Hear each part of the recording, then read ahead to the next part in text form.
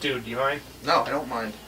I've been standing here with a friggin' camera on for 4 months trying to get a friggin' video going. I am working right now. You're not working. Where's the capture software? Where's the capture software? Yeah, there's no capture software. You get back to work.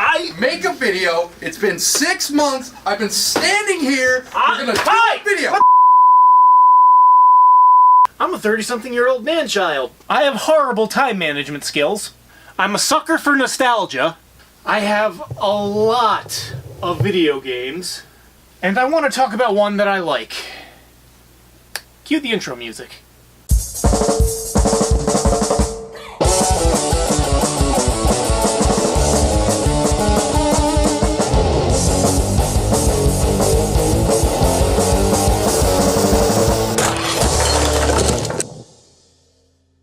Flat Out, an arcade-style racing game with a high potential for damage, and the third title by Finnish developer Bugbear Interactive, the one that helped them get into the racing developer spotlight. Since then, they've handled seminal racing franchises like Ridge Racer and Sega Rally. But back to Flat Out. According to Metacritic, Flat Out for the original PS2 sits at a 70 or an average review status.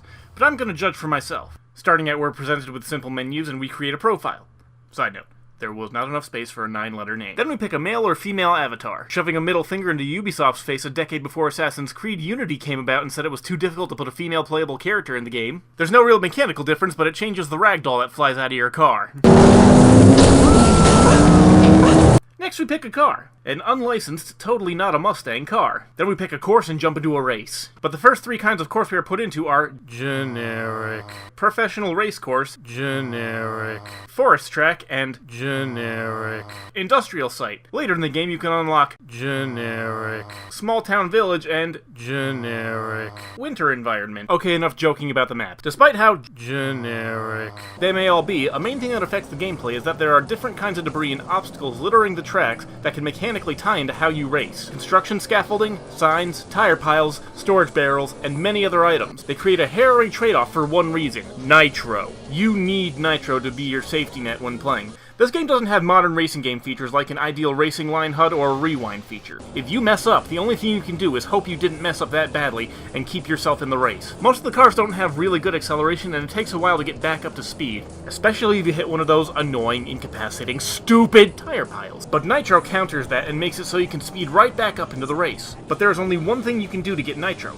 and it's rather fitting for a Demolition Derby game: hitting stuff. Whether it's an opponent or the destructible items on the map, you earn Nitro in direct correlation with the damage you cause. Scratch or ding an opponent, you get a tiny little bit of nitro. Take out one of the construction equipment frames or large signs, you'll fill up most of your bar and possibly then some. From time to time you might hit an item that will then careen into more items. Guess what? You get nitro for the damage that the flying item caused that you hit. But don't think you can just farm items around the tracks. The physics in any given race can be a double-edged sword. On one lap you might hit a steel barrel and it will bounce merrily off to the side. On another lap it might get wedged under your car and you'll go careening into the grandstand while doing 17 cartwheels. And that, you definitely don't want to happen because your car is not indestructible like in other arcade racers. Depending on the damage you take in a race, you can lose body paneling, cause your steering to go out of whack, have your acceleration suffer, have your engine burst into flame. If you take a really heavy hit, your driver will ragdoll out the front windshield in spectacular fashion, which is ironically not the game over you'd think it would be. And if you aren't careful, your car will become inoperable, and your opponents are not afraid to trade paint. But that's fine. A racing game that poses genuine challenge but allows you to recover from a mess-up is a rare thing. The races are short and the racing is enjoyable enough on its own that even if you do mess up too much to recover, you don't mind doing the race again that much. And there's something else I really like about the AI in this game.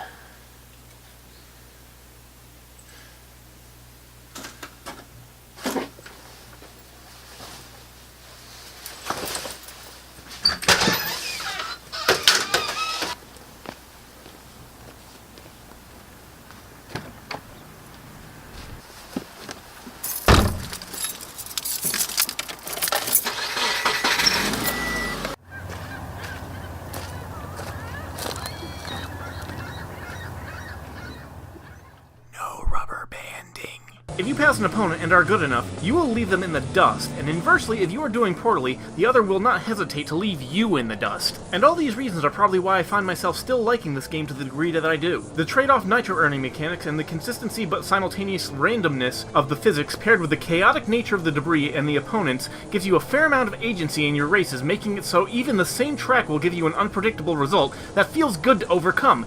Kind of like a good multiplayer match. I do have some gripes. Some of the upgrades you inevitably must get to continue progressing can only be bought by buying less good upgrades and putting them on first, because that's how car parts work. Also, you can only own one car at a time, and if you get one of the high-end cars and fully upgraded, then the game can become a bit of a cakewalk, which I don't really mind.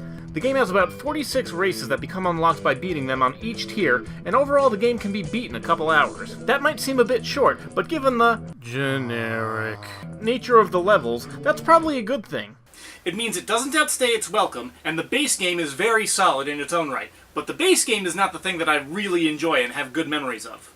It's the bonus minigame. These consist of various sports where your driver assumes the role of the needed projectile. These are probably the most addicting part of the whole game, and great fun to compete with friends on. Plus, I'm still an ace at the high jump. Don't believe me on how addicting these things can be? Here, have a montage.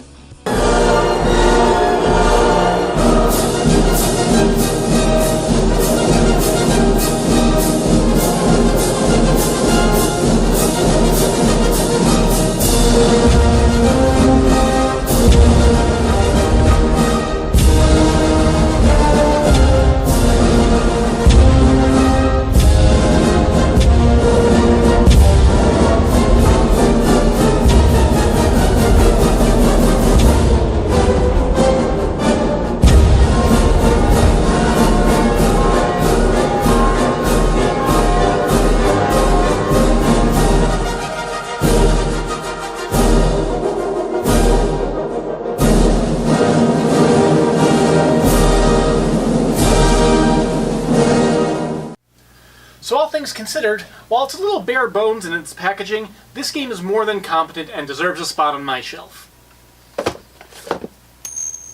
But this is not the end. Flat Out is a series, and in my opinion, the next game in it is possibly the best installment. But before I cover it, I need to improve myself. I need to take what I've built so far and reinforce, amplify, and hone it. That goes for my channel and my equipment.